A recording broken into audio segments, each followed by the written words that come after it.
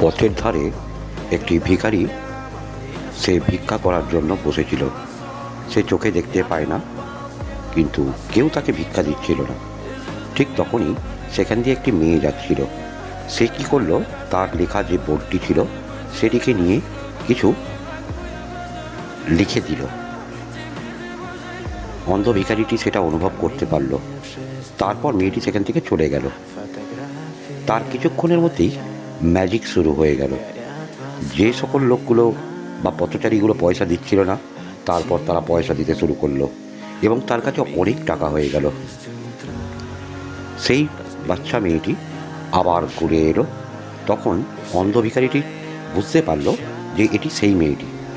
তখন সে তাকে জিজ্ঞাসা করলো, তুমি কি কেমন করেছিলে যে লোকে আমাকে ভিক্ষা দেওয়া শুরু করলো? বললো, আমি কিছুই করিনি, শুধু আপনার লেখাটা একটু পরিবর্তন করেছি মাত্র।